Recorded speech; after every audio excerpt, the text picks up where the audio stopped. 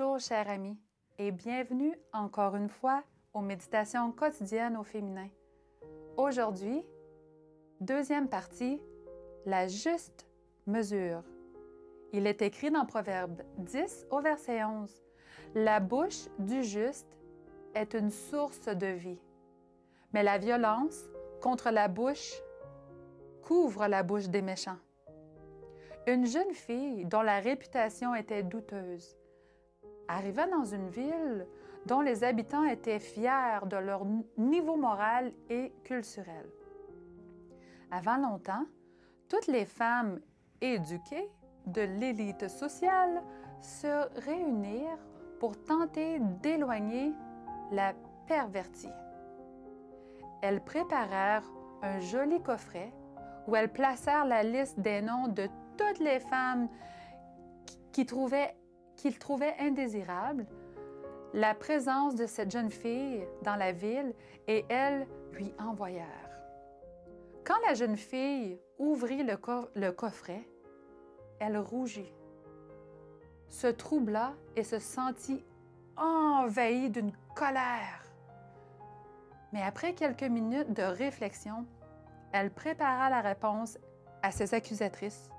Elles reçurent bientôt chacune un beau bouquet de fleurs, accompagné d'une carte où on pouvait lire « Chacun donne ce qu'il a ».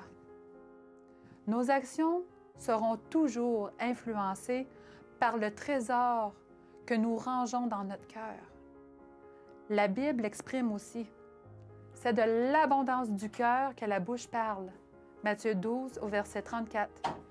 Et le Christ démontra que nous ne pouvons pas le faire le bien, car nous sommes exercés à faire le mal. Jérémie 13, verset 23. Nous devenons capables de réagir par le bien à un traitement impitoyable et cruel uniquement si nous sommes pénétrés de l'amour inépuisable du Christ. Mais comment répondre aux agressions verbales de tous ceux qui s'interrogent sur le droit de critiquer? Qu'as-tu à donner? As-tu le courage et l'esprit chrétien de rendre le bien pour le mal?